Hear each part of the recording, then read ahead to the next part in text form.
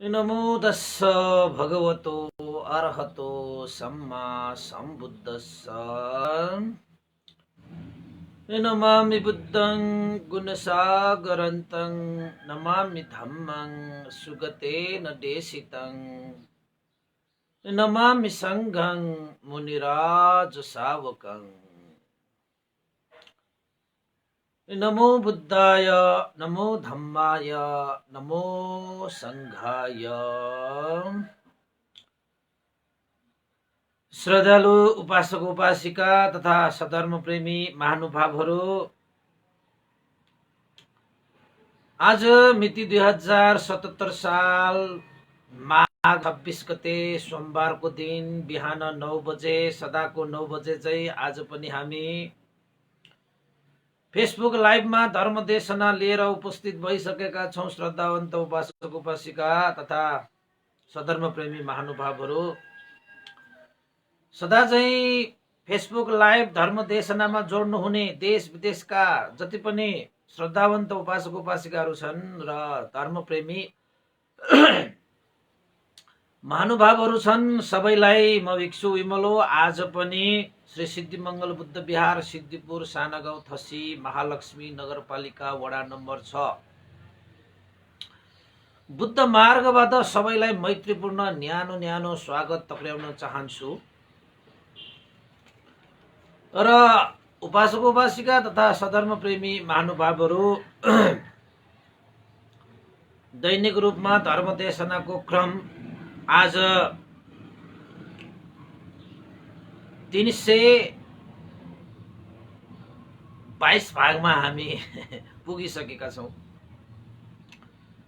र अहिले हामीले महाउमङ्ग जातक अन्तर्गत रहेर मौसत पण्डित कथा देशनालाई निरन्तरता दिइरहेको सबैलाई अवगत भएकै विषयवस्तुहरू भयो। हिजो मात्रै हामीले मौसत पण्डित जसलाई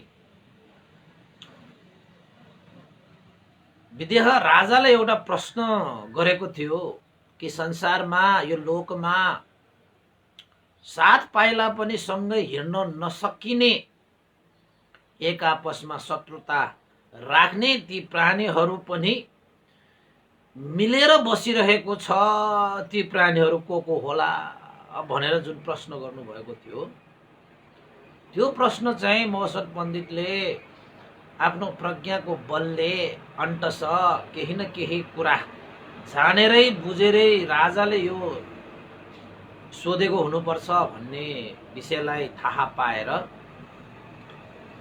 बाडलीमा संक्रमण गर्दै कौशीमा संक्रमण गर्दै बसेको राजाले झ्यालमा बसेर हेर्दाखेरि एउटा बोका र एउटा कुकुरको मित्रता देखे। त्यही मित्रतालाई प्रश्नको रूपमा पण्डितहरू सामुन्ने राखेको हैन। उसका 4 जना पण्डित मन्त्रीहरू छन् र त्यसपछि मौसत पण्डित 1 जना पनि छन्। त मौसत पण्डितले अरु ती मन्त्री पण्डितहरू जो छन् देश निकाला गर्ने जुन राजाको दण्ड थियो त्यो दण्डबाट जोगाउनु पर्छ भनेरै मौसत पण्डितले आफूले थाहा पाएको प्रश्नको उत्तर ती पण्डितहरूलाई ती मन्त्रीहरूलाई पनि सुनाए र ती उत्तर नै राजालाई सुनाउँदाखेरि 5 जना मन्त्री पण्डितहरूलाई राजाले पुरस्कृत गरे हैन। सबैलाई समान रूपमा पुरस्कृत गरे र 78 घोडा रथ एउटा एउटा गाउँ उपहारको रूपमा प्रदान गरे समान रूपमा। सबै खुसी नै भए। राजाले पनि ठाने मैले चाहिँ पण्डित भनेर मन्त्री राखेका यी व्यक्तिहरू साँच्चैकै पण्डित रहेछ भनेर राजाले पनि एक किसिमको सन्तोष नै मिल्यो। तर यता उदम्बर देवी महारानीले राजाले 5 जनालाई समान रूपमा त्यसरी पुरस्कृत गरेको थाहा पाएर उदुम्बर देवीलाई भने चित्त बुझेन। किन चित्त बुझेन?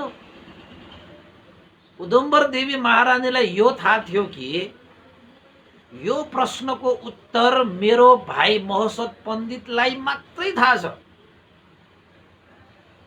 मेरो भाइ महोसत पण्डितले मात्रै निरीक्षण परीक्षण गरेर पत्ता लगाएको यो राजाको प्रश्नको उत्तर, जुन उत्तरले राजा सन्तुष्ट भए, त्यो पत्ता लगाउने, त्यो जान्ने बुझ्ने महोसत पण्डित बाहेक त अरू ती 4 जना मन्त्री पण्डितहरू त होइनन्। उनीहरूलाई त महोसत पण्डितले करुणा राखेर आफूलाई त्यसरी विद्रोह गर्ने, आफूलाई बिगार्न चाहने, आफूलाई माथि उठाउन नचाहने त्यस्ता व्यक्तिहरूप्रति पनि उपकार गरेर महोसत पण्डितले त्यो राजा विदेहको प्रश्नको उत्तर उनीहरूलाई भनिदिएको हो। उनीहरू आफैले त्यो प्राप्त गरेको उत्तर भने होइन। त्यसैले चाहिँ सबैजनालाई समान रूपमा उपहार प्रदान गर्नु भनेको त यो न्यायोचित भएन भनेर उदुम्बर देवी महारानी चाहिँ राजा कहाँ गएर भन्न थाले, महाराज, के तपाईले 5 जना पण्डितहरूलाई समान रूपमा उपहार प्रदान गर्नु भएको हो? राजाले भने, हे उदुम्बर देवी, मैले जुन प्रश्न गरेँ 5 जना ती पण्डितहरूले चाहिँ सही उत्तर दिएको कारणले गर्दाखेरि मैले ती पण्डितहरूलाई 5 जनालाई समान रूपमा उपहार प्रदान गरेको हुँ भनेर भने। तर उदुम्बर देवीले भने, महाराज, तपाईलाई के थाहा छ? ती 4 जना सेनक, पुकुस, कामिन्द्र, देविन्द्र, ती मन्त्री पण्डित भनौदाहरूले त्यो प्रश्नको उत्तर कहाँबाट पाए तपाईलाई थाहा छ? त्यो त थाहा छैन। महाराज, तपाईको त्यो प्रश्नको उत्तर थाहा हुने मेरो भाइ महोसत पण्डित बाहेक अरू 4 जना पण्डितहरू होइनन्।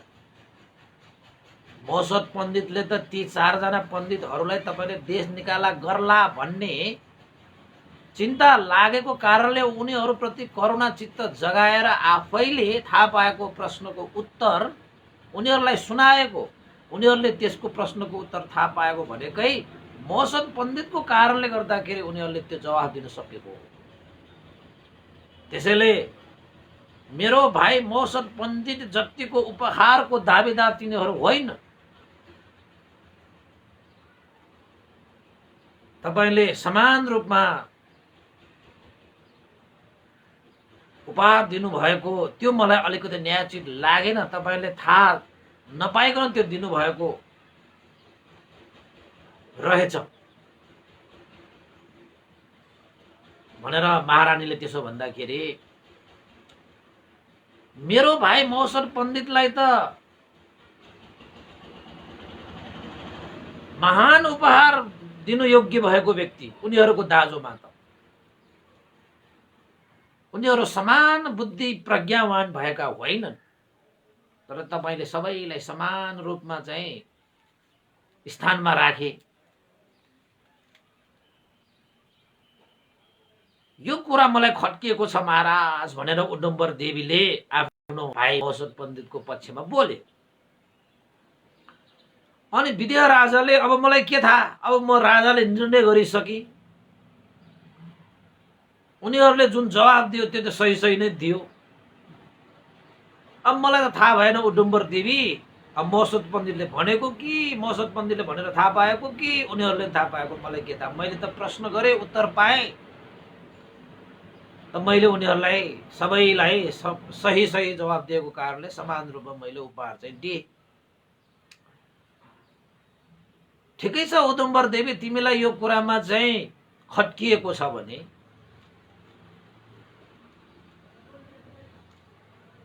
तिम्रो भाइ महोसत पण्डित साँच्चैकै प्रज्ञावान हो भने उनीहरू भन्दा पनि प्रचुर मात्रामा प्रज्ञाले सम्पन्न भएको हो भने अर्को एउटा प्रश्न गरौँला, के छ र?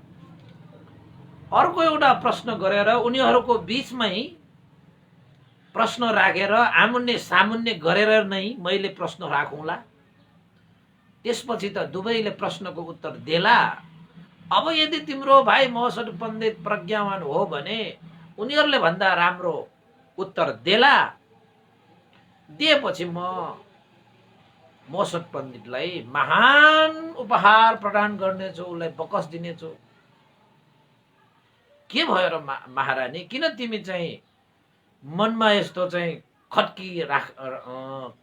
खट्काइराख्छौ?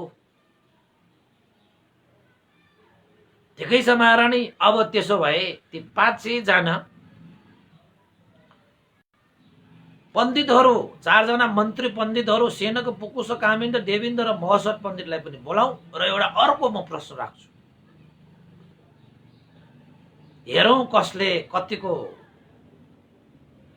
उत्तर दिँदो रहेछ, कसले कतिसम्मको तर्क गर्दो रहेछ, कसले कतिसम्मको स्पष्टता व्यक्त गर्न सक्दो रहेछ, हेरौँला भनेर एक दिन फेरि राजाले चाहिँ 4 जना त्यो मन्त्री पण्डितहरू र अर्को महोत्सव पण्डितलाई पनि राजाले बोलाए।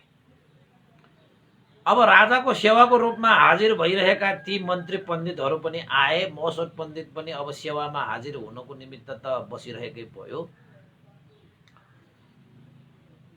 राजाले सबैलाई सामुन्ने राखिसकेपछि आफ्नो स्थानमा बसे हैन। अब महोत्सव पण्डित त अलिकति बालकै छ, बच्चै छ हैन, सानै छ उनीहरूको दाजोमा।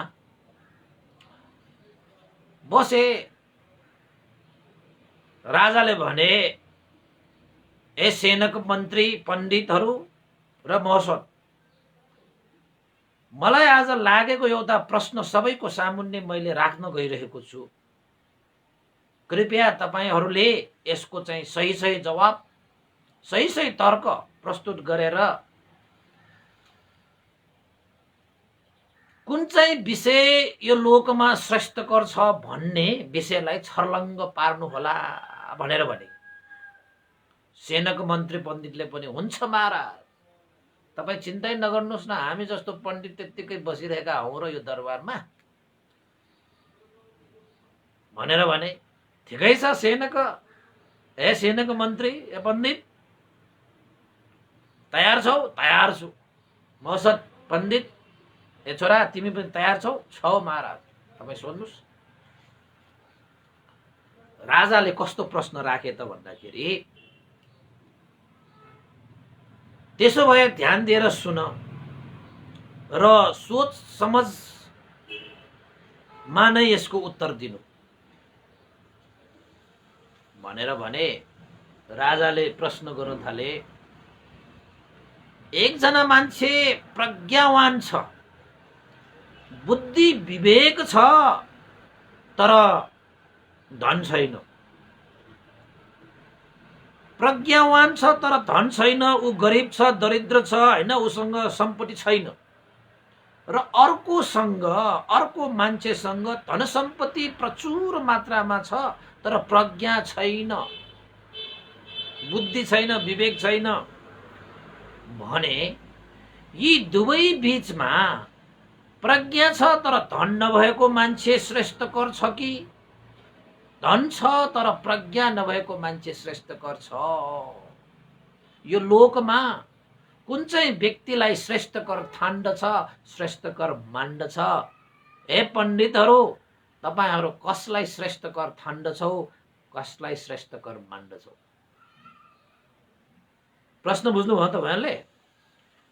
प्रज्ञा छ तर धन छैन, धन छ तर प्रज्ञा छैन, यो दुईटा मान्छेको बीचमा, यानी प्रज्ञावान हो तर धनवान होइन, श्री सम्पत्तिवान हो तर प्रज्ञावान होइन, यो बीचमा कुन चाहिँ व्यक्ति श्रेष्ठकर मानिन्छ यो लोकमा? र तपाईहरु कुन चाहिँलाई मान्नुहुन्छ भनेर प्रश्न गरे। अब यो विषय चाहिँ यो सेनको वंश हैन, परम्परा अनुसारै उनीहरु चाहिँ धन कमाउनुको निमित्त चाहिँ लागि परेको व्यक्तिहरु भयो नि त। धनको पछाडी दौडिनु भएकै कारणले गर्दाखेरि तुरुन्तै सेनको पण्डितले जवाफ दिए। कसरी जवाफ दिए? महाराज,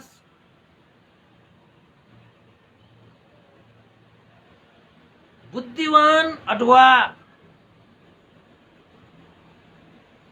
बुद्धिवान हैन, होस् या नहोस् हैन, अज्ञानी जान्ने वा नजान्ने होस्, श्रेष्ठ यानी कुलीन भए पनि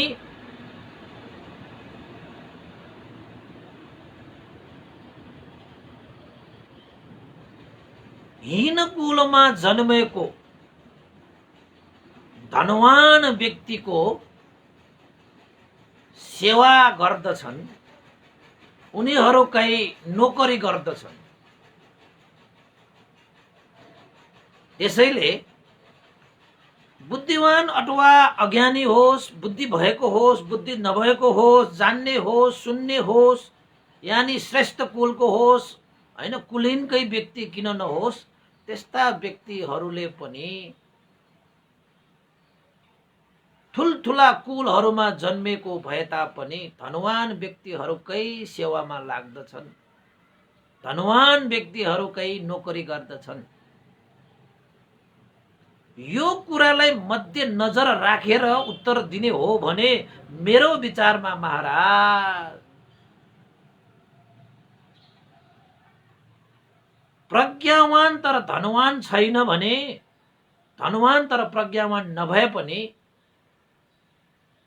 प्रज्ञावान भन्दा त धनवानै ठुलो हो, श्रेष्ठ हो भनेर सेनको पण्डितले उत्तर दिएछ। यो कुरालाई मध्यनजर राख्ने हो भने श्री सम्पत्ति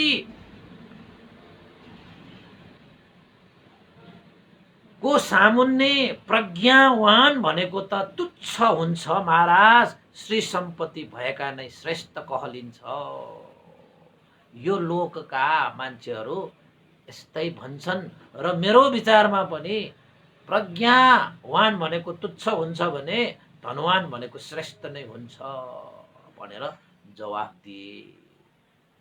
किन त्यसरी जवाफ दिएको त भन्दाखेरि बुद्धिवान मान्छे हैन होस्, अज्ञानी मान्छे होस्, जान्ने होस्, सुन्ने होस्, ठुल्ठुलो कुलमा जन्मेका व्यक्तिहरू नै होस्, त्यस्ता व्यक्तिहरू धन कमाउनको निमित्त धनवानहरूकै खुट्टामा सेवामा हाजिर हुन्छन्, नोकरी गर्न हाजिर हुन्छन्, उनीहरूकै आश्रय लिएर उनीहरूले जीविका यापन गर्ने भएको कारणले गर्दाखेरि प्रज्ञावान भन्दा त धनवानै श्रेष्ठ हो भन्ने तर्क सेनकले राखे। त्यसपछि विदेह राजाले सेनक पण्डितको कुरा सुनिसकेपछि एकैचोटि अरू 3 जना पण्डितहरूलाई नसोधिकन मौसत पण्डितलाई नै सोधे, हे मौसत पण्डित, तिमी यो विषयमा के भन्छौ? प्रज्ञावान मान्छे तर धन छैन, धनवान मान्छे तर प्रज्ञा छैन भने यी बीचमा प्रज्ञावान श्रेष्ठकर हुन्छ कि धनवान श्रेष्ठकर हुन्छ? मौसत पण्डितले त धनवानै श्रेष्ठ हुन्छ भनेर चाहिँ तर्क दिइसकेको छ।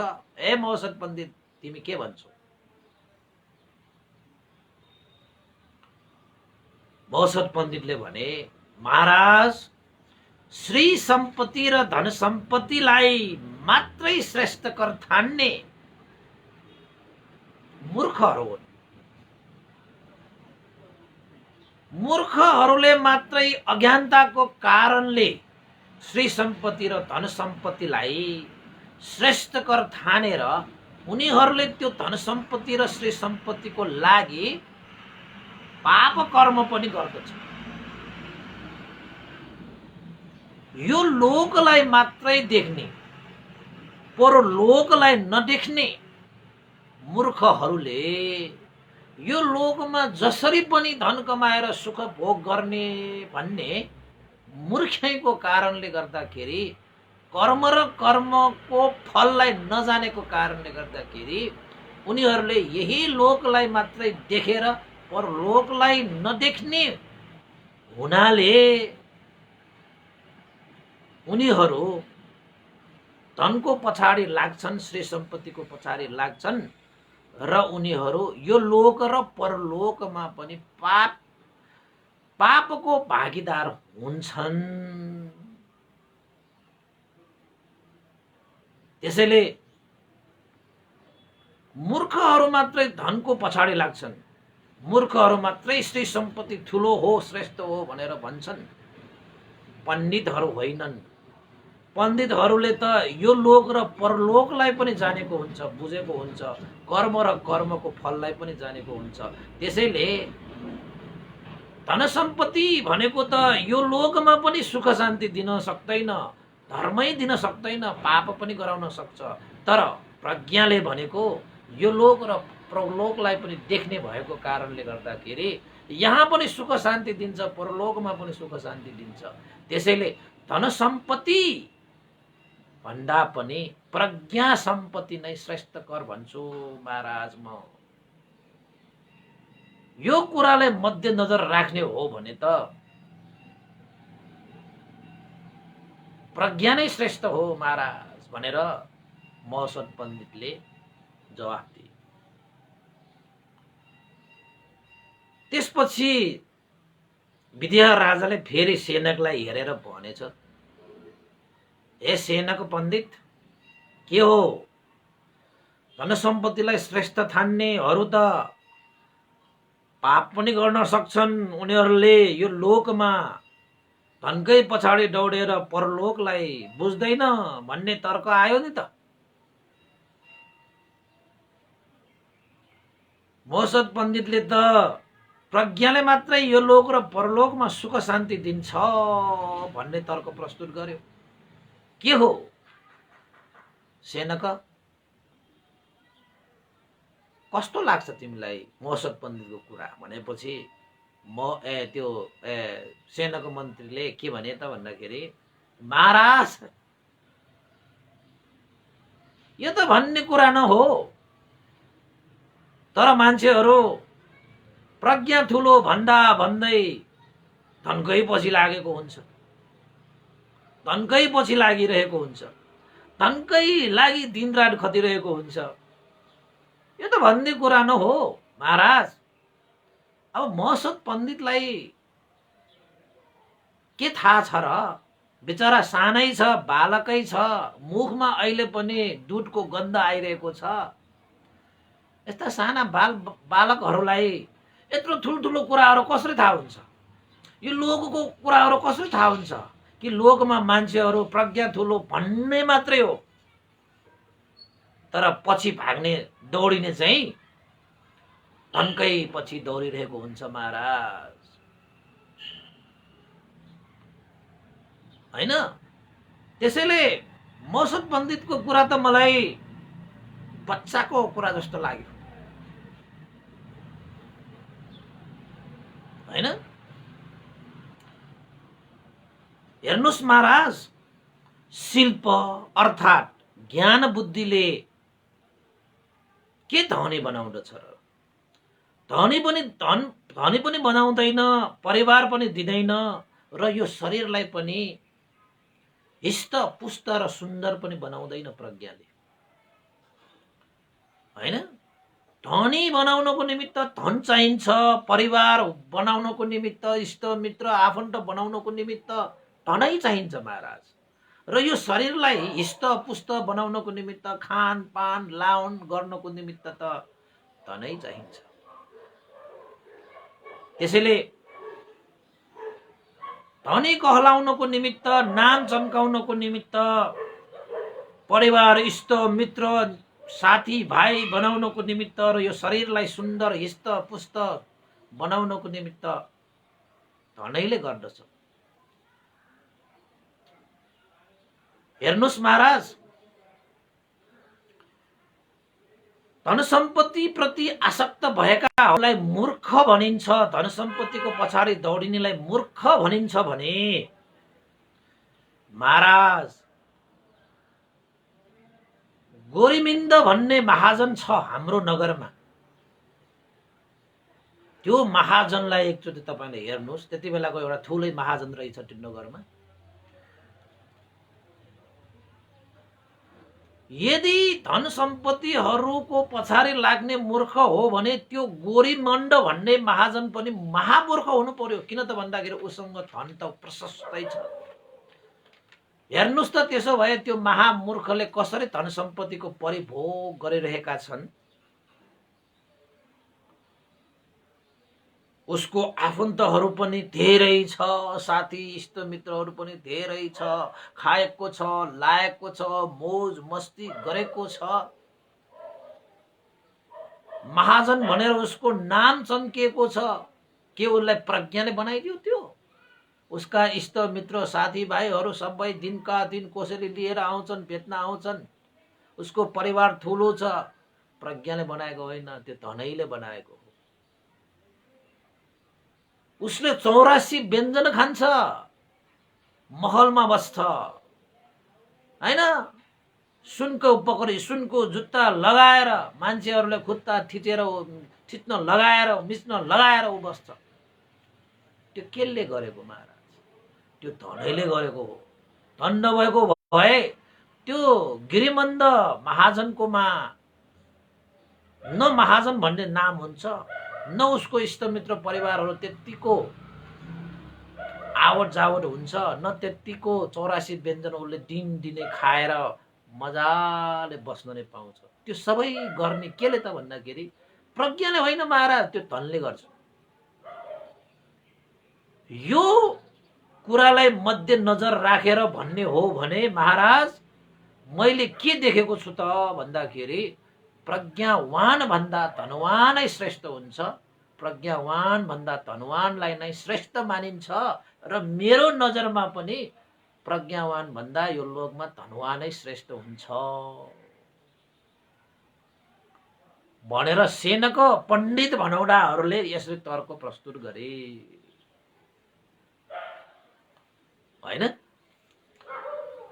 त्यसपछि महाराज विदेह महाराजले सेनकको कुरा सुनिसकेपछि तर्क प्रस्तुत गर्ने त हो, वाद विवाद जस्तो। महसद पण्डितलाई हेरे, महसद, यो सेनक पण्डितले त तिमीलाई त बालकको कुरा जस्तो भनिरहेको छ। के तिमीलाई अहिले पनि लाग्छ कि प्रज्ञावान भन्दा धनवानै श्रेष्ठ हुन्छ, प्रज्ञावान भन्दा धनवानै श्रेष्ठकर मानिन्छ? के तिमीलाई अहिले पनि लाग्छ? महसद पण्डितले भने, महाराज, यो सेनक पण्डित भए तापनि सही कुरालाई जान्न सकेन, सही कुरालाई मान्न सकेन। सेनक पण्डितले जस्तो सुकै तर्क प्रस्तुत गरे पनि आखिरमा यो संसारमा धनवान भन्दा प्रज्ञावानै श्रेष्ठ हुन्छ, धनवान भन्दा प्रज्ञावान नै श्रेष्ठ मानिन्छ। र मेरो मानेमा पनि धन भन्दा प्रज्ञा नै श्रेष्ठ हुन्छ, धन भन्दा प्रज्ञा नै उत्तम हुन्छ, पनित हुन्छ। तर यो सेनकले पण्डित भए पनि सही कुरालाई जान्न सकेन, मान्न सकेन। जसरी कागले भाटका सीताहरू पोखिरहेको ठाउँमा भाटका सीताहरू खान चाहने त्यो कागले भातकै सीताहरू मात्रै देख्छ, भात मात्रै देख्छ। त्यसरी नै एउटा कुकुरले पोखिरहेको दही खान लागेको कुकुरले, कतै एउटा कुकुरले दही पोखिरहेको छ भने उसले ठ्याक्क देख्यो दही पोखिरहेको, उसलाई त त्यो दही खान मन लागेर जिब्रोमा ठुक आइसक्यो। त्यस्तो कुकुरले त्यो दही प्रति आसक्त भएर मात्र दही मात्र देख्छ, उसले अरु के पनि देख्दैन। त्यसरी नै एउटा कागले भातको सीताहरू मात्रै देखे जस्तै, एउटा कुकुरले दही पोखिरहेको मात्रै देखे जस्तै यो सेनको पण्डितले पनि जहाँ पनि धनै मात्रै देख्छ, सम्पत्ति मात्रै देख्छ, प्रज्ञा किन नदेखेको होला? यदि प्रज्ञा देखिएन भने, धनै मात्र देखियो भने, त्यो कागले सीताहरू मात्रै देखिरहेको समयमा, त्यो कुकुरले दही मात्रै देखिरहेको समयमा उसलाई मालिकले डन्डाले टाउकोमा हिर्काउने विषय चाहिँ उसले भुलिरहेको हुन्छ। त्यसैले कुकुरले दही मात्रै देख्छ, उसको टाउकोमा बज्रिने डन्डा देख्दैन। त्यसरी नै महाराज, मूर्खहरू पनि अलिकति सुख भोग गर्न पाए भने प्रमादी हुन्छन्। उनीहरूले अरू के पनि देख्दैन। अलिकति सुख भोग गर्न के पाएको थियो, प्रमादी भइहाले। अनि त्यसपछि अलिकति दुःख मात्र भोग गर्न पर्दाखेरि पनि मुद भइहाल्छ, बेहोस भइहाल्छ। तातो बालुवामा पर्दाखेरि जसरी माछा छटपटिन्छ नि महाराज, त्यसरी नै धनको पछाडि दगुडेर, सम्पत्तिको पछाडि दगुडेर अज्ञानी भएका व्यक्तिहरूले पनि अलिकति सुख भोग गर्दाखेरि पनि प्रमादी हुन्छ, अलिकति दुःख भोग गर्दाखेरि पनि मूड हुन्छ। मूड भनेको चाहिँ उनीहरू आत्तिहाल्छ, छटपटिहाल्छ। जसरी तातो बालुवामा माछा पर्दाखेरि छटपटिन्छ, त्यसरी नै मूर्खहरू सुख र दुःखमा छटपटिन्छ। किनकि ती मूर्खहरूसँग प्रज्ञा हुँदैन। उनीहरूले मात्र सम्पत्ति धन मात्रै देखेको हुन्छ। त्यो सम्पत्ति र धनमा मात्रै आसक्त भएर बस्दाखेरिको दुष्परिणाम उनीहरूले देख्दैन। जसरी दही खान बसेको कुकुरले मात्र दही मात्र देख्छ, उसको टाउकोमा बज्रिने लाठी देख्दैन, दण्डी देख्दैन। त्यसरी नै मूर्ख अज्ञानीहरूले धनै मात्र देख्छ, सम्पत्ति मात्र देख्छ। किन त भन्दाखेरि उनीहरूसँग सही हेर्न सक्ने प्रज्ञा हुँदैन। त्यसरी नै मलाई त यो सेनको मन्त्री पनि धनैको पछि मात्रै लागेको जस्तो, हैन, सम्पत्तिकै पछि मात्र लागेको जस्तो लागिरहेको छ। तर उसले मलाई बालक ठानिरहेको छ, म त उसलाई मूर्खै जस्तो लागिरहेको छ। सेनको पण्डितले सही कुरा जानेन रहेछ महाराज, सही कुरा बुझ्न सकेको रहेनछ। यो विषयले पनि के थाहा पाउँछ त भन्दाखेरि, प्रज्ञा भएन भने त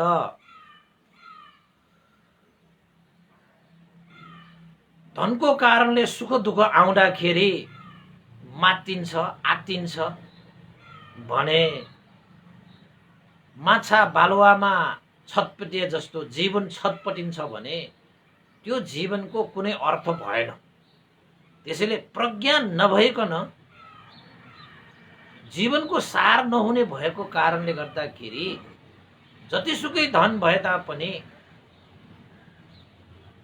प्रज्ञाको अगाडि त के पनि होइन। यो मानेमा महाराज, धनवान भन्दा प्रज्ञावान नै श्रेष्ठ मानिन्छ, धनवान भन्दा प्रज्ञावान नै श्रेष्ठ ठानिन्छ। र मेरो मानेमा पनि धनवान भन्दा प्रज्ञावान नै श्रेष्ठ हो भनेर महर्षि पण्डितले फेरि अर्को तर्क दिए, हैन। अनि त्यसपछि विदेह राजाले सेनको पण्डितलाई हेरे, हे सेनको पण्डित, तिमीले महर्षि पण्डितलाई बालक भन्यौ, तिमीले महर्षि पण्डितको मुखबाट दुधको गन्ध आइरहेको छ भनेर भन्यौ, प्रज्ञावान भन्दा धनवानै श्रेष्ठ भन्ने तर्क गर्यो। त महर्षि पण्डितले पनि तिमीले त अज्ञानताको कारणले मूर्ख जस्तो कुरा गरिरहेको छ कि मान्छेहरू धनको पछाडि दौडेर आसक्त भएर दुःख पर्दाखेरि पनि सुख पर्दाखेरि पनि तातो बालुवामा परेको माछा, पानीमा बस्नुपर्ने माछा बालुवामा आएपछि जसरी छटपटिन्छ त्यसरी नै मात्र यो धनको पछाडि दौडिने मान्छेहरू त्यसरी नै छटपटिन्छ मात्रै भन्ने तर्क प्रस्तुत गर्यो नि त। के हो सेनको पण्डित, के छ तिम्रो भनाइ? त सेनको पण्डितले मुसुक्क हाँसेर भने, महाराज संसारिक विषयमा म जतिको यो बालक मसत पण्डितले के थाहा छ? बालक जस्तै कुरा गरिरहेको छ, उसलाई खासै केही कुरा थाहा छैन। उसले यो संसार धेरै भोगेकै छैन। त सेनकले के भने त भन्दाखेरि, हे देव, हे महाराज, मान्छेहरूको कुरा छाड्नुहोस्, मान्छेहरूको कुरा छाड्नुहोस्। जो मान्छेहरू बुद्धि छन् भन्छ उनीहरूको कुरा छाड्नुहोस्। तपाईं मान्छेहरूलाई छोडेर जंगलतिर हेर्नुहोस्। जंगलमा पनि लतरम्म फलहरू फलेका रुखहरूमा चराचुरुङ्गीहरू चारै दिशाबाट आएर त्यो रुखमा झुम्बिन आउँछ, त्यो रुखको आश्रय लिन आउँछ। किनभने त्यो रुखमा फल छ, त्यसैले चारै दिशाका चराहरू त्यो रुखमा आश्रय लिन आउँछ। त्यसरी नै महाराज तपाईं जस्तो सुकै भन्नुहोस्, चाहे ठुलो कुलीनको मान्छेहरू होस्, चाहे बलवान मान्छेहरू होस्, चाहे सुन्दर मान्छेहरू होस्, चाहे बुद्धिमान मान्छे नै किन नहोस्, उनीहरू पनि आखिरमा आश्रय लिन आउनु पर्दाखेरि धनवान मान्छे कहाँ आएरै आश्रय लिनुपर्छ। किन त भन्दाखेरि सबै मान्छेहरू चाहिँ सम्पत्ति प्राप्तिको आशा इच्छा गरेरै धनवान मान्छेहरूको आश्रय लिएर उनीहरूको सेवा सत्कार गर्न आउँछन्। ठुल्ठुला मान्छेहरू पनि आउँछन्, साना मान्छेहरू पनि आउँछन्, राम्रा मान्छे पनि आउँछन्, नराम्रा मान्छेहरू पनि आउँछन्, ठुलो जातको पनि आउँछ, सानो जातको पनि आउँछ।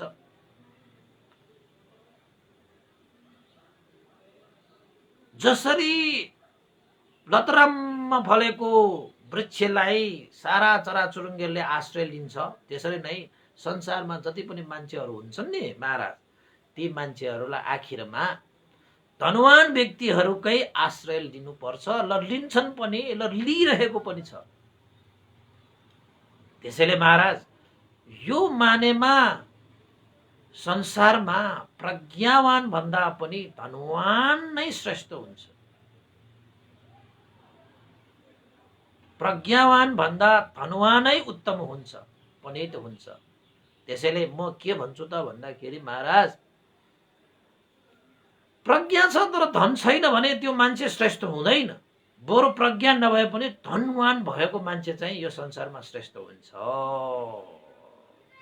मैले आफ्नो जीवनमा अनुभव गरेको कुरा, मैले थाहा भएको कुरा, मैले जानेको कुरा भन्न त मान्छेहरूले चाहिँ प्रज्ञाकै गुणगान मुखले गाउँछन् तर मनले चाहिँ धनकै गुणगान गाउँछ महाराज भनेर सेनक पण्डितले खुबै डरो डरो खाले तर्कहरू प्रस्तुत गरे। अब तर्क दिनेन हो हैन, देछ।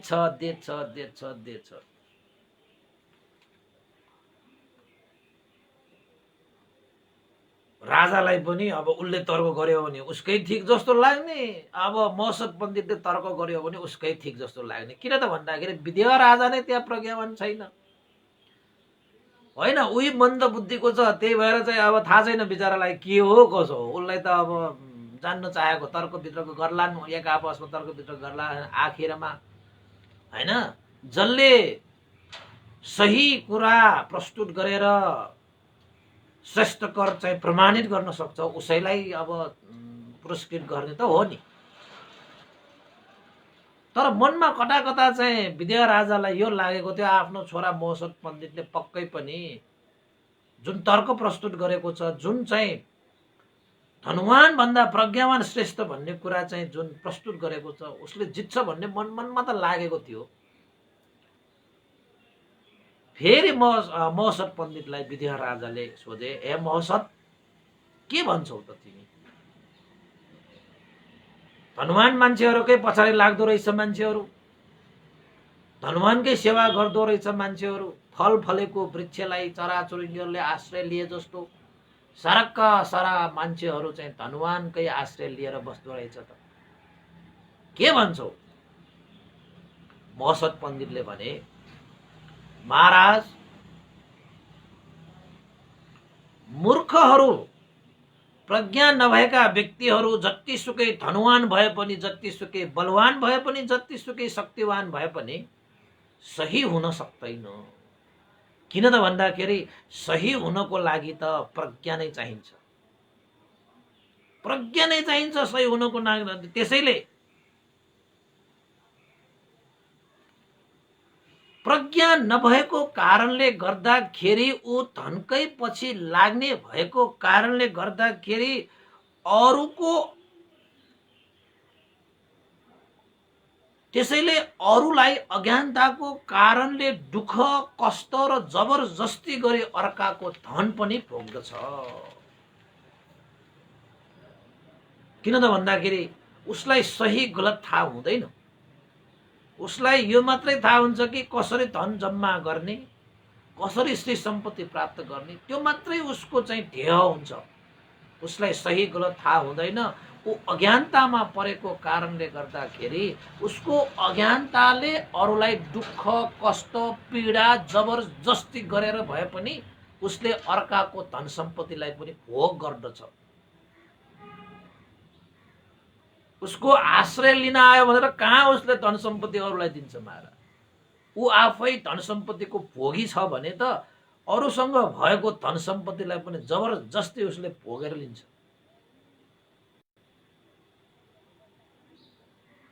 त्यसैले धनवान बलवान शक्तिवानहरू प्रज्ञावान बिना उनीहरू सही हुनै सक्दैन। यसरी अज्ञानताको कारणले अरूलाई दुःख कष्ट र जबरजस्ती गरेर उनीहरूले चाहिँ सम्पत्ति भोग गर्छन् नै यो लोकमा। त्यसरी नै महाराज एक न एक दिन तिनीहरूको पनि अवश्य अन्त आउँछ र त्यस्ता मूर्खलाई पनि नरकपालकहरूले अन्तमा तिनीहरूलाई पनि कष्ट पीडा दुःख दण्डाले ढाडमा टाउकोमा हान्दै बजार्दै आँसु झर्ने गरी तानेर लान्छन्। एक दिन त अवश्य तिनीहरूलाई चाहिँ तानेर लान्छन्। त्यति बेला आँसु धुरु झार्दाखेरि पनि उनीहरूको केही लाग्ने छैनन्। जसरी अहिले उनीहरू अज्ञानताको कारणले गर्दाखेरि धनकै आसक्तिमा अरूको लागि अरूको धन सम्पत्ति पनि दुःख कष्ट गरेर जबरजस्ती गरेर त्यो सम्पत्तिले भोग्छन्, त्यसरी नै महाराज एक न एक दिन त उनीहरूले पनि त्यो भन्दा हजारौं गुणा लाखौं गुणा दुःख कष्ट सहेर उनीहरू यो संसारबाट जानुपर्ने छ। किन त भन्दाखेरि नरकपालकहरूले यिनीहरूलाई पनि दण्डले बजार्दै लानेछ, डोरीले बाँडेर तानी घिसारेर लानेछ। त्यति बेला उनीहरूले जतिसुकै विलाप गरे पनि हे मेरो धन, हे मेरो सम्पत्ति, हे मेरो शक्ति, मलाई बचाओ बचाओ भन्दाखेरि पनि तिनीहरूको धन सम्पत्तिले उनीहरूलाई गिज्जाइरहनेछ, तिनीहरूको शक्ति बलले उनीहरूलाई चाहिँ गिज्जाइरहनेछ महाराज। त्यसैले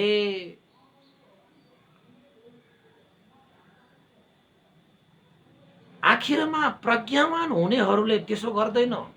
यो संसारमा पनि उनीहरू सन्तुष्टि भएर सुखशैलमै बाँच्छन् र यो संसार छोडेर जाँदाखेरि पनि सन्तोष मानेर उनीहरू सुगतिगामी उनीहरू हुन्छन्।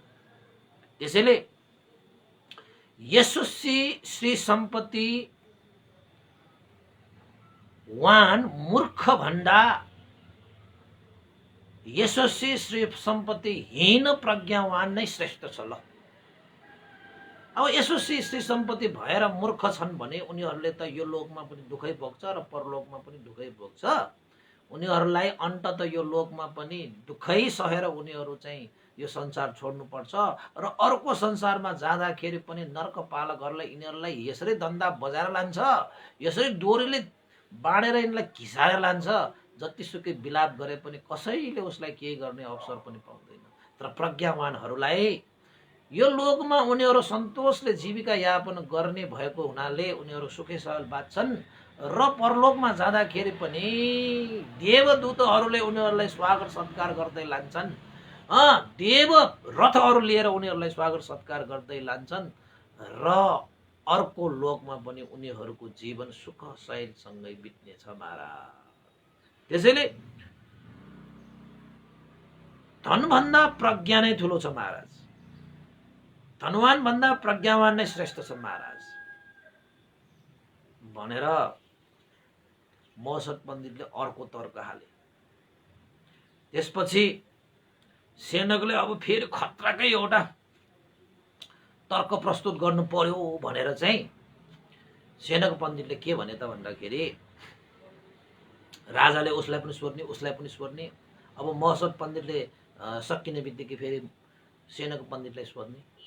सेनक पण्डितको सोध्यो भने सक्यो भने फेरि महसत पण्डितलाई सोध्ने। अब आयो सेनक पण्डितको। सेनक पण्डितले के दिए त भन्दाखेरि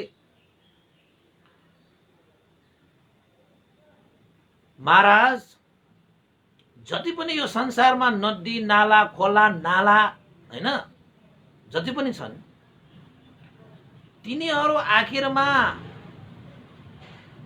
बग्दै लड्दै पर्दै आखिरमा अन्तत समुद्रमा नै मिल्न जाने हो। समुद्रमै मिल्न जाने हो। आफ्नो नाम गोत्र हैन स्थान सबका सब त्यागिदिन्छ र अन्तत खोला नाला हैन नदी सबका सब समुद्रमा विलय हुन्छ। त्यसरी नै महाराज जतिसुकै जसले जस्तो भने पनि आखिरमा साराका सारा मान्छेहरू धनमै विलय हुन्छ। जसरी नदी नालाहरू समुद्रमा विलय हुन्छ त्यसरी नै सबै मान्छेहरू आखिर त धनकै पछि लागेको हुन्छ। धनमै गएर विलय भइरहेको हुन्छ। धनको लागि आफ्नो नाम गोत्र स्थान सबै त्यागेको हुन्छ। मान्छेहरूले नाम पनि त्याग्न सक्छ धनको लागि, मान्छेहरूले गोत्र पनि त्याग्छ, मान्छेले स्थान पनि त्याग्छ। साराका सारा चिज त्यागेर अन्तस धनको सागरमा विलय हुन्छ मान्छे। महाराज जसको शक्ति उसको भक्ति हुन्छ। यो धन भनेको साँच्चैकै महान शक्ति हो। त्यसैले यो महान शक्तिको सबैले भक्ति नै गर्छन्। दुनिया शक्तिप्रति भक्ति नै गर्छन् महाराज। त्यसैले मलाई लाग्छ प्रज्ञावानहरूलाई भक्ति गर्नु भन्दा यहाँ धनवानकै भक्ति हुन्छ। धनवानकै पछि लागेको हुन्छ। धनवानकै कुरालाई चाहिँ सही ठानिएको हुन्छ। धनवानकै आश्रय लिइरहेको हुन्छ। धनवानकै सेवामा परिरहेको हुन्छ। प्रज्ञावानको होइन। त्यसैले महाराज धनभन्दा प्रज्ञा नै श्रेष्ठ छ। श्रेष्ठ मानिन्छ ठानिन्छ र मेरो विचारमा पनि प्रज्ञावान भन्दा धनवानै श्रेष्ठ छ। प्रज्ञावान भन्दा धनवानै उत्तम छ। अब सेनक पण्डितले त्यसरी चाहिँ तर्क प्रस्तुत गरिसकेपछि महसत पण्डितलाई हेरेर हे महसत, सेनक पण्डितले सारा नदी नालाहरू समुद्रमा मिसिन आएको जस्तै साराका सारा मान्छेहरू पनि आखिरमा धनकै सागरमा विलय हुन्छ भन्ने तर्क प्रस्तुत गर्यो। दुनिया शक्तिको भक्ति गर्दछ। जसको शक्ति उसकै भक्ति गरिरहन्छ। शक्तिहीन व्यक्तिहरूको प्रज्ञा भए पनि उसको भक्ति कहिले गरेको छैन।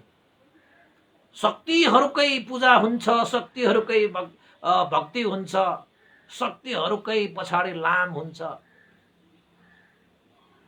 यस्तो पो तर्क आयो त। महोत्सवले के भन्छ भन्दाखेरि महाराज सारा नदी नाला अन्तत समुद्रमा गएर विलय हुन्छ, यो सत्य हो। यो कुरा सत्य हो, सेनकले यो कुरा भनेको यो कुरा सत्य हो। तर वेगवान गम्भीर विशाल समुद्रले कहिले पनि आफ्नो सीमा नाग्दैन, कहिले पनि आफ्नो सीमा उल्लङ्घन गर्दैन। त्यो महासमुद्रको त्यो गुण हो, त्यो विशेषता हो त्यो। त्यसरी नै महाराज जति सुकै खोला नाला हैन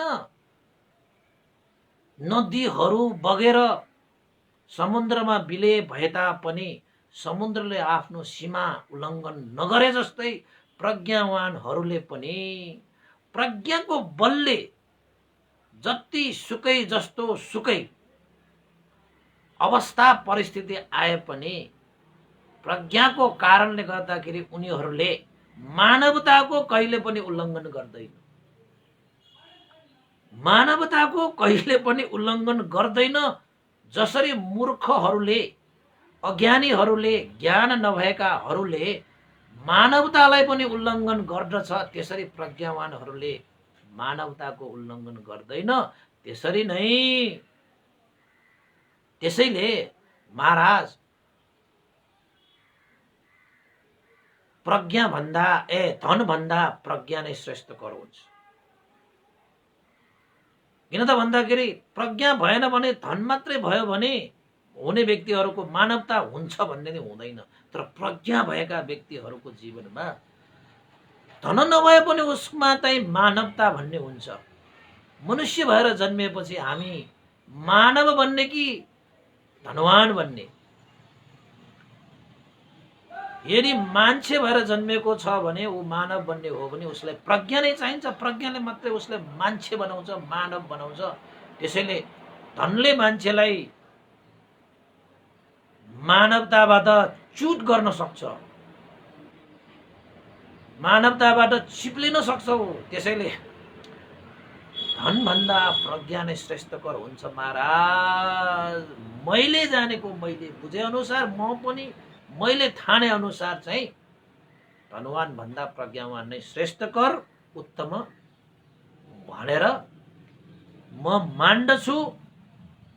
त्यसैले श्री सम्पत्ति धन सम्पत्ति भन्दा श्री सम्पत्ति प्रज्ञा भन्दा कहिले पनि ठुलो हुनै सक्दैन, श्रेष्ठकर हुनै सक्दैन, उत्तम हुनै सक्दैन महाराज भनेर मौसद पण्डितले तर्क प्रस्तुत गरे। त्यसपछि फेरि सेनकले प्रस्तुत गरे। धेरै लामो छ अलिकति, तैपनि अलिकति सुन्नुहोस् न हैन। मैले चाहिँ यो नछोडेको मात्रै हो, सबै तपाईहरुलाई सबका सब सुनाइदिउँ भनेर मात्रै हो। अर्को पनि तर्क के गर्छ त भन्दाखेरि अब मानवताको कुरा गर्छ, न्याय अन्यायको कुरा गर्छ यो मौसद बालक। महाराज मेरो अर्को पनि तर्क छ, भन्नुहोस् सेनक तिम्रो कस्तो तर्क छ, तिमीले के जानेको छौ भन महाराज। मानवताको कुरा है, न्यायाधीशहरू जसले न्याय दिनको निमित्त न्यायमूर्तिको रूपमा बसिरहेका हुन्छन्, न्यायाधीशहरूले पनि सहीलाई गलत, गलतलाई सही गर्न सक्दछ। र त्यो न्यायमूर्तिहरूले जुन निर्णय गरेको छ त्यो सबैले मान्नु पनि पर्छ। त्यस्ता न्यायाधीशहरूले पनि सहीलाई गलत र गलतलाई सही निर्णय पनि गरिदिन सक्छ।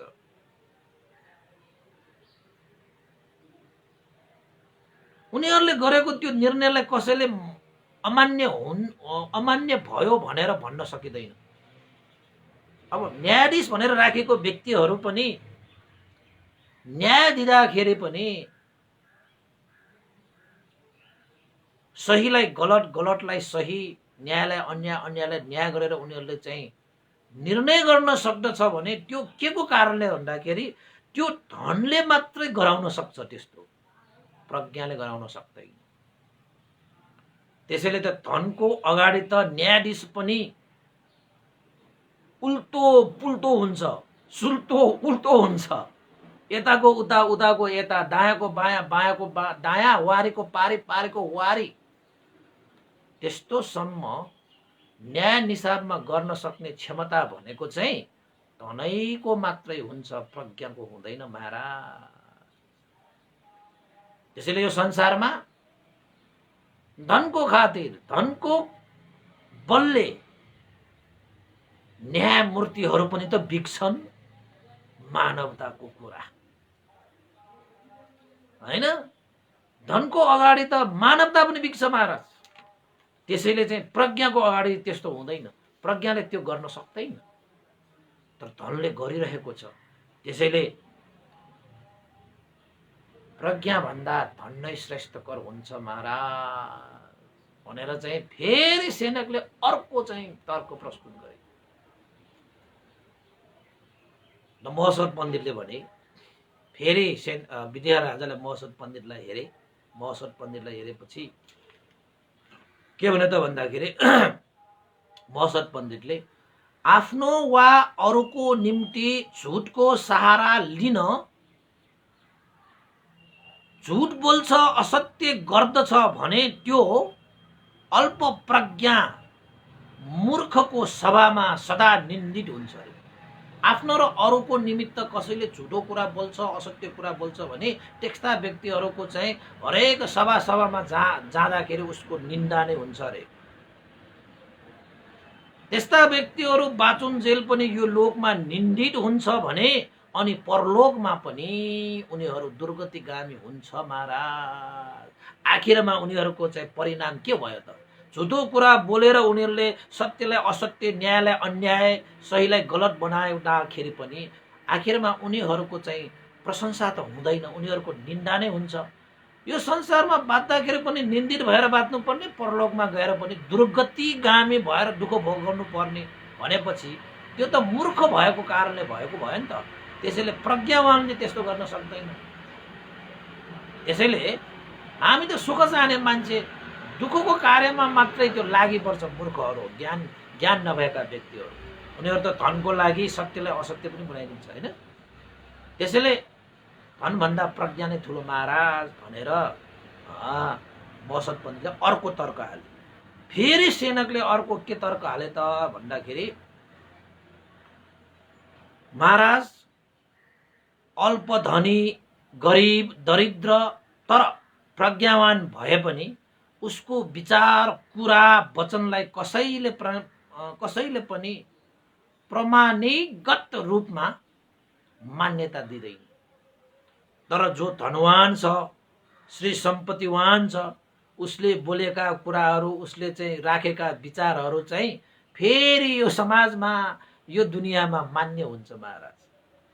तर प्रज्ञावान नै भए पनि उसँग धन छैन, ऊ गरिब छ, ऊ दरिद्र छ भने उसको बोली बिग्दैन यो संसारमा, धनवानकै बिग्छ। त्यसैले प्रज्ञावान भन्दा धनवानै श्रेष्ठ छ भनेर फेरि अर्को तर्क दिए। विद्या राजाले यसो हेरे, उसो हेरे हैन, यता हेरे, उता हेरे, फेरि महोत्सव पण्डितलाई हेरे। फेरि महोत्सव पण्डितले के भने त भन्दाखेरि, महाराज सेनक पण्डितले यही जन्म र स्वार्थ मात्रै हेरेर तर्क गरिरहेको छ।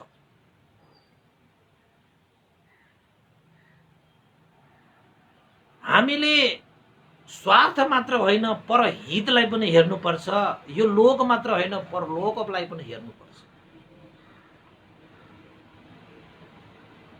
त्यसैले महाराज प्रज्ञावानले आफ्नो र अरूको लागि असत्य, झुटा कुरा कहिले पनि गर्नै सक्दैन, गर्दा पनि गर्दैन। किन त भन्दाखेरि प्रज्ञावानहरू आफूलाई मात्रै होइन अरूलाई पनि हेर्दछ। यो लोकलाई मात्र होइन परलोकलाई पनि हेर्दछ। त्यसैले प्रज्ञावानहरूले कहिले पनि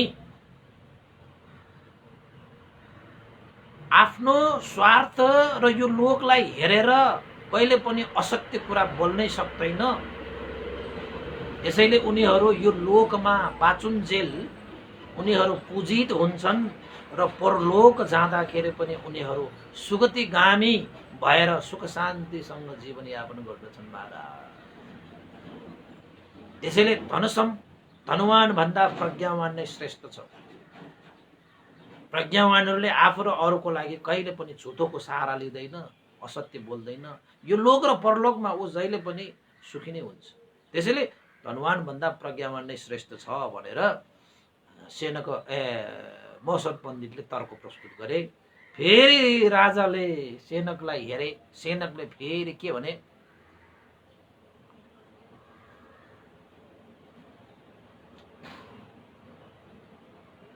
राजालाई यसो हेरेर चाहिँ सेनकले के भने त भन्दाखेरि, महाराज यो संसारमा भएका बहुमूल्य चिजहरू जति पनि हात्ती छन्, घोडा छन्, मणि कुण्डलहरू छन्, सुरा छन्, सुन्दरीहरू छन्, सुख सहेल सबै धनवान श्री सम्पत्तिवानहरूसँग मात्रै हुन्छ, प्रज्ञावानहरूसँग हुँदैन। तपाईँ हेर्दै जानुहोस् न, प्रज्ञावानहरूसँग हात्ती हुँदैन, घोडा हुँदैन, मणि कुण्डल हुँदैन, सुरा हुँदैन, सुन्दरी हुँदैन, सुख सहेल ऐस आराम हुँदैन। तर धन सम्पत्ति भएका व्यक्तिहरूसँग यी सबै कुराहरू चाहिँ प्रशस्त मात्रा हुन्छ। घोडा हुन्न कि, हात्ती हुन्न कि, मणि कुण्डल हुन्न कि, सुरा हुन्न कि, सुन्दरी हुन्न कि, ऐस आराम सुख सहेल हुन्नन्। धनवान श्री सम्पत्तिवानहरूसँग यी सम्पूर्ण कुराहरू हुन्छन्। सबै ऐश्वर्यहीन प्राणीहरू ऐश्वर्यवानहरूका भोग्य वस्तु हुन्छन्। धनवान व्यक्तिहरूको भोग्य वस्तुहरू हुन्छन् भनेको यो संसारमा जति पनि सुख सहेल भनेको हुन्छन् नि, ती सबै चिजहरू त धनवानहरूको भोग्य वस्तु मात्रै हुन्छन्। त्यसैले जसले जस्तो सुकै भने पनि धनवानहरू नै यो संसारमा श्रेष्ठ हुन्छ। प्रज्ञावानहरूको अगाडि त धनवान कति श्रेष्ठ भनेर चाहिँ फेरि तर्क प्रस्तुत गरे। अनि त्यसपछि मौसद पण्डितले के भने त भन्दाखेरि, जसको मूर्खहरू सल्लाहकार हुन्छन्, अज्ञानीहरू सल्लाहकार हुन्छन्, उनीहरू पनि मूर्ख जस्तै कुरा गर्छन्। मूर्खहरूको सरसल्लाहमा धन सम्पत्तिको, दौलतको, श्री सम्पत्तिको जति सुकै घमण्ड अभिमान गरे तापनि, म मेरो भनेर त्यो सम्पत्ति प्रति आसक्त भएर च्यापेर बसे तापनि आखिरमा एक न एक दिन त्यो धन सम्पत्ति चाहिँ के गरेर जानुपर्छ, छोडेर जानुपर्छ। कसैले पनि त्यो धन सम्पत्तिको अभिमान घमण्ड गरेर अज्ञानताको कारणले आसक्त भएर सदा सर्वदा आफू सँगै च्यापेर राख्न सक्ने त होइन। जसरी सर्पले काँचुली फेर्छ, काँचुली भनेको सर्पले लुगा फेर्छ के, तपाईँको काँचुली फेर्छ भने त्यसलाई, जसरी सर्पले काँचुली फेर्छ त्यसरी नै हामीले एक दिन आफ्नो मेरो भनिरहेको यो धन सम्पत्ति आखिर एक दिन त के गरेर जानुपर्छ, छोडेरै जानुपर्छ। ज्ञान बुद्धिको कारणले गर्दाखेरि जति पनि कर्महरू हामीले गरेका हुन्छौँ सही सम्यक रूपमा, त्यस्ता कर्महरू मात्रै हामीले भोगेर जाने हो। यस्ता धन सम्पत्ति भनेको त यही लोकमा हामीले त्यागेर जानुपर्छ। यस्ता त्यागेर जानुपर्ने सम्पत्ति भन्दा जुन प्रज्ञावानहरूले आफ्नो सही कर्म सम्यक कर्म गरेर कमाएको पुण्यरूपी सम्पत्ति हुन्छ, त्यस्ता सम्पत्ति प्राप्त गर्ने प्रज्ञा नै श्रेष्ठ गर्छ महाराज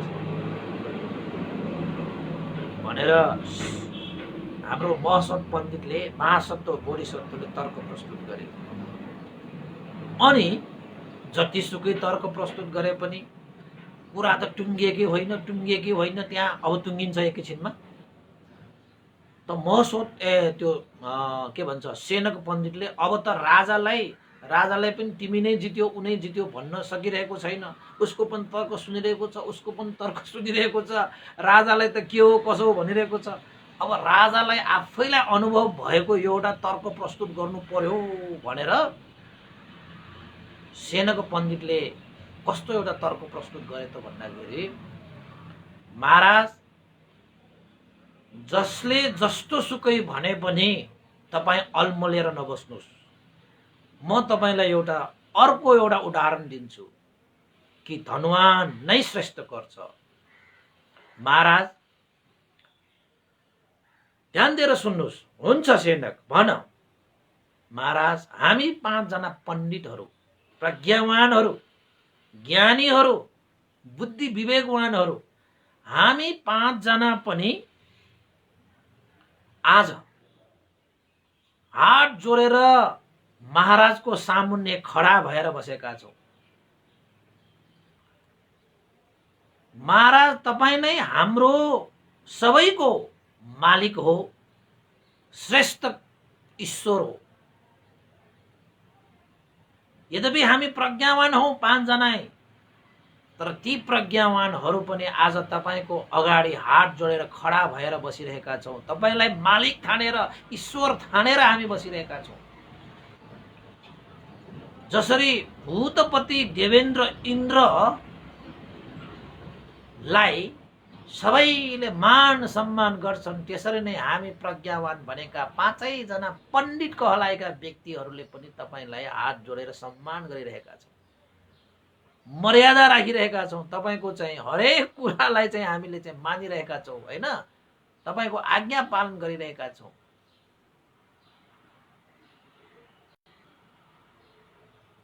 पण्डित हामी, तर तपाईलाई हामीले पूजा गरिरहेका छौं, तपाईलाई हामीले चाहिँ आदर गरिरहेका छौं। तपाईको सामुन्ने हामी हात जोडेर खडा भइरहेका छौं। किन त भन्दाखेरि राजासँग चाहिँ सप्तरत्न धन पनि हुन्छ। राजासँग हात्ती हुन्छ, घोडा हुन्छ, सैनिक हुन्छ, हीरा हुन्छ, मोती हुन्छ, श्री सम्पत्ति, ऐश आराम, नाम धाम सबका सब हुन्छ।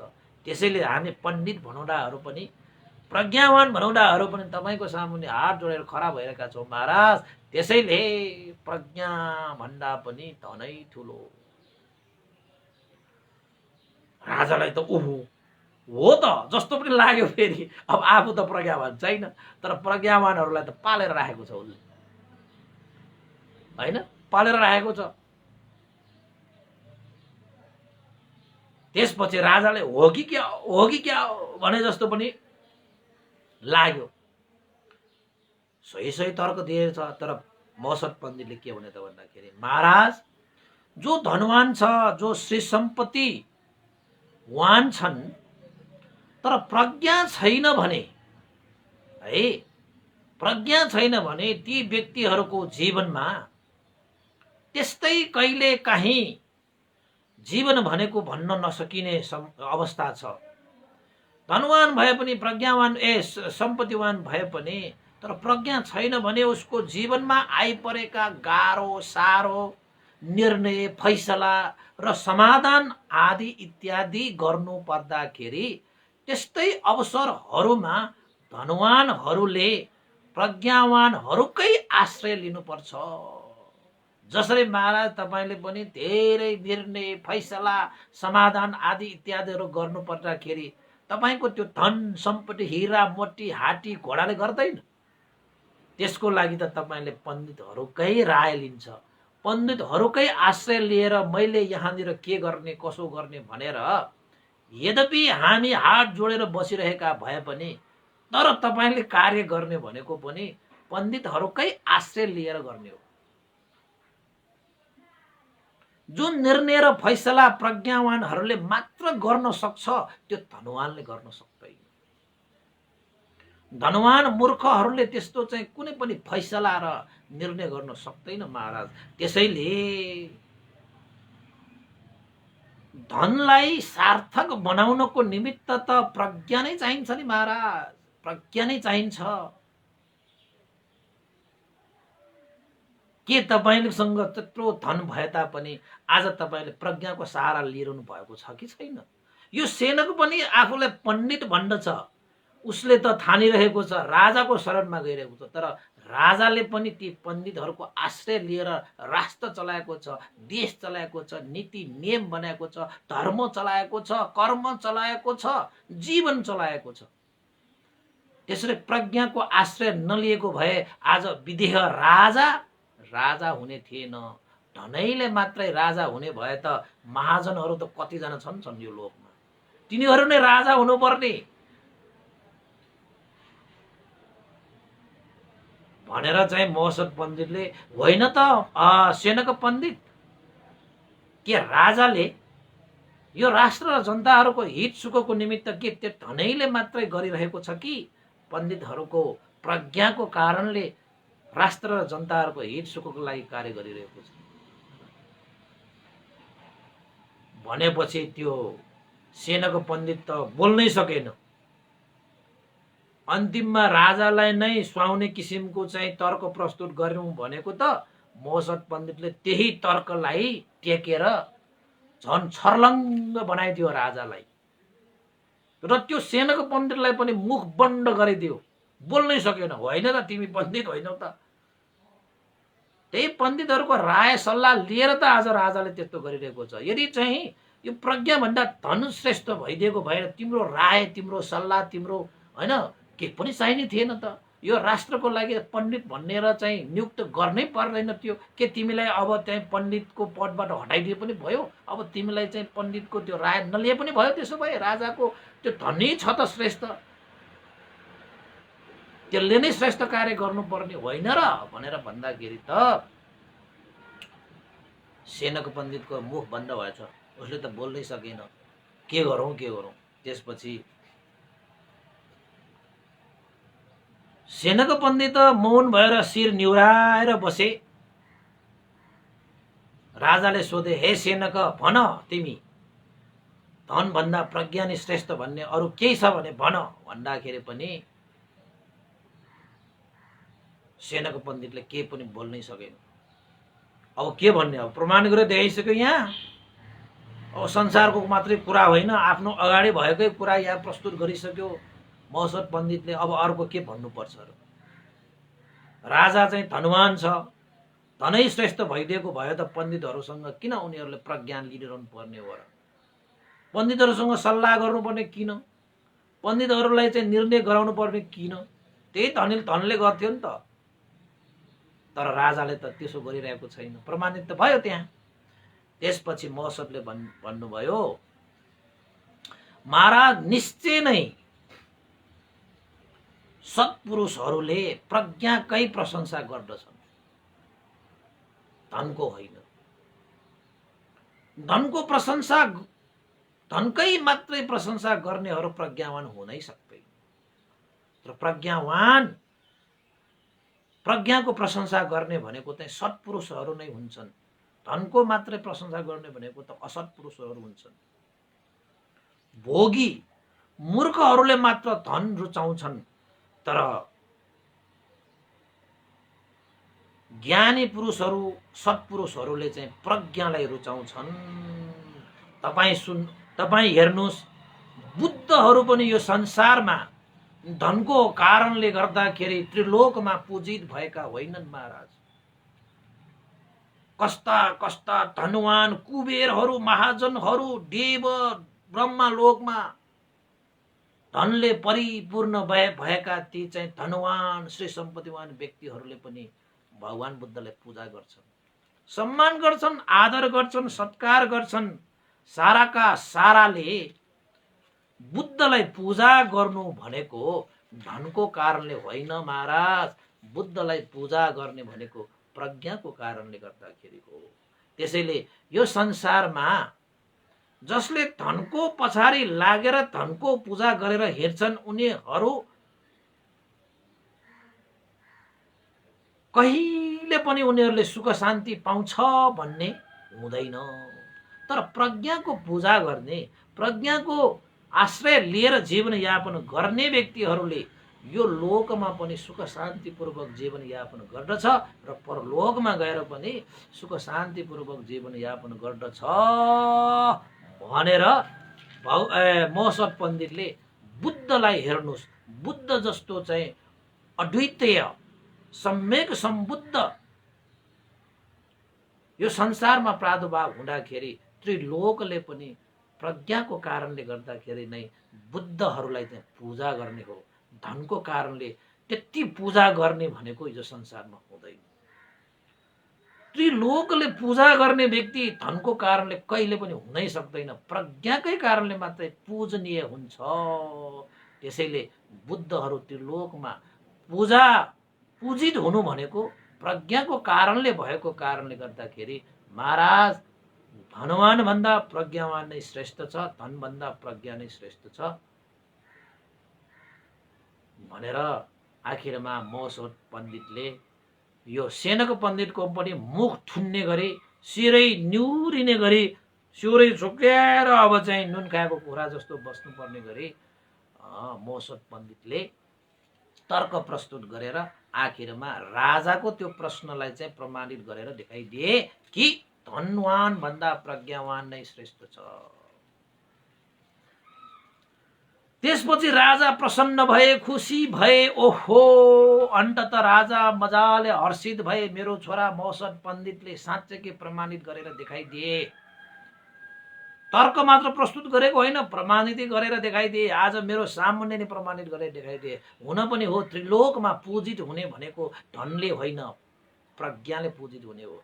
बुद्ध जस्तो व्यक्तिहरू होइन, बुद्धत्व ज्ञान लाभ गर्ने व्यक्तिहरू धनको कारणले गर्दाखेरि त्रिलोकले पूजा गरेको होइन।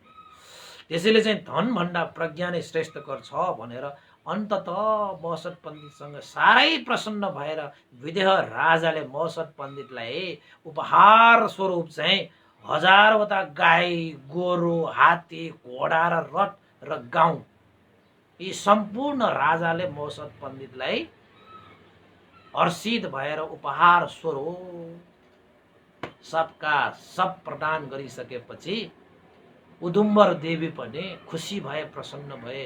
राजाले अब चाहिँ सही व्यक्तिलाई सही तरिकाले सम्मान गरे, सही व्यक्तिलाई सही तरिकाले सम्मान गरे। हाम्रो अज्ञानीहरू चाहिँ कस्तो त भन्दाखेरि गलत व्यक्तिलाई पनि सही तरिकाले सम्मान गर्ने के, फेरि गलत व्यक्तिलाई फेरि सही तरिकाले सम्मान गर्ने, सही व्यक्तिलाई फेरि गलत तरिकाले सम्मान गर्ने हाम्रो समाजमा चाहिँ त्यो प्रज्ञाको अभावको कारणले भएको। किन त भन्दाखेरि प्रज्ञाको अभावले सही कुरा देख्नै सक्दैन। धनको कारणले त्यसरी चाहिँ मान सम्मान उपहार प्रदान गर्छन् के मान्छेहरू। फलना व्यक्ति यस्तो त्यसका व्यक्तिहरू धनलाई पूजा गर्छन्। तपाईहरू मान्छेहरू दुनिया धनको पछाडि, शक्तिको पछाडि भक्ति गर्दै, धनको पछाडि पूजा गर्दै, प्रज्ञाको पछाडि आश्रय लिने होइन, प्रज्ञाले पूजा गर्ने होइन। मान्छेहरू त धन धन सम्पत्ति सम्पत्ति सम्पत्ति, त्यही धन सम्पत्तिले एकदिन तपाईँलाई चाहिँ यसो गरेर जान्छ, एक दिन धोका दिन्छ तपाईँलाई एक दिन। त्यसको कारणले गर्दाखेरि हामीले पनि आफ्नो जीवनमा भगवान बुद्धले भने जस्तो पन्या नरानङ रत्नङ भने जस्तो प्रज्ञा नै मान्छेहरूको रत्न हो, प्रज्ञा नै मान्छेहरूको चाहिँ सम्पत्ति हो। त्यसलाई जान्ने बुझ्ने हो भने धनभन्दा प्रज्ञा ठुलो भन्ने जानेर बुझेर आजदेखि लागौँ लगाउँ भन्दै आजको देशमा मैले चाहिँ यहीँ टुङ्ग्याएँ। आज चाहिँ यो तर्क वितर्क वाद विवाद चाहिँ 2 भाग पनि गर्नु भएन, त्यसैले मैले एउटै भागमा सकाइदिएँ। अलिकति लामो भयो होला है, 110 पनि भइसकेको छ होइन। त्यसैले चाहिँ मैले सर्टकटमा भनेको, अझै यो चाहिँ यो बिचमा छोड्यो भने यो नमज्जा होला भनेर चाहिँ यो चाहिँ लामो भए पनि अलिकति समय लिएर भए पनि यो तर्क प्रस्तुत गर्दै आएको होइन। अझै यसमा चाहिँ धेरै कुराहरू थियो, तैपनि मैले उहाँ 2 जनाको चाहिँ सेनको पण्डित र महोत्सव पण्डित 2 जनाको चाहिँ तर्कहरू मात्रै प्रस्तुत गरे होइन। र आखिरमा राजाले पनि प्रज्ञा ठुलो हो भनेर चाहिँ स्वीकार्नु पर्यो होइन, त्यो सेनकहरूले पनि स्वीकार्नु पर्यो होइन। आखिरमा हुन पनि धनवान भन्दा प्रज्ञावान नै श्रेष्ठ छ, धनभन्दा प्रज्ञा नै श्रेष्ठ छ। तपाईँले प्रज्ञालाई चाहिँ पूजा गर्ने हिसाबले तपाईँको जीवनयापन गर्न सक्ने भयो भने तपाईँको जीवन यो लोक र परलोकमा पनि धन्य हुनेछ, सुखमय शान्तिमय हुनेछ भन्दै आजको देशमा मैले यही टुङ्ग्याएँ। भोलि पनि अवश्य बाँकी देशनाहरू अझै छन् धेरै, तिनीहरू पनि देशना गर्नेछौँ। आजको लागि यति नै। भवतु सर्वमङ्गलं। र अन्तमा पुण्यानुमोदन गरौँ र पुण्यको अनुभवले गुरुवर ज्ञानपुण्यक मास्तिर भन्थे र स्याडो उपनिषद विवंशको सुगति निर्वाण कामना गरौँ। तपाईँहरूको पनि आफन्तहरूको सुगति निर्वाण कामना गरौँ। सम्पूर्ण देवता र अमनुष्य र सत्व प्राणीहरूको पनि सुख शान्तिको कामना गरौँ र तपाईँहरूको सबैको दिन मङ्गलमय होस्, सुखमय होस् भन्दै पुण्यानुमोदन गरौँ। भवतु सर्वमङ्गलं। इदं नो ज्ञातिनं होतु सुखिता वन्तु ज्ञातयो इदं नो ज्ञातिनं होतु सुखिता वन्तु ज्ञातयो इदं नो ज्ञातिनं होतु सुखिता वन्तु ज्ञातयो एतावता चाम्बेहि सम्भतं पुण्यसम्पदम् सभ्ये देवानुमोदन्तु सम्पत्तिसिद्धिया एतावता चाम्बेहि सम्भतं पुण्यसम्पदं सभ्ये सत्ता अनुमोदन्तु सम्पत्तिसिद्धिया एतावता चाम्बेहि सम्भतं पुण्यसम्पदं सभ्ये भूतानुमोदन्तु सम्पत्तिसिद्धिया साधु साधु साधु भवतु सर्वमङ्गलं सबैको दिन मङ्गलमय होस् कल्याणमय होस् सबैलाई साधुवाद भवतु सर्वमङ्गलं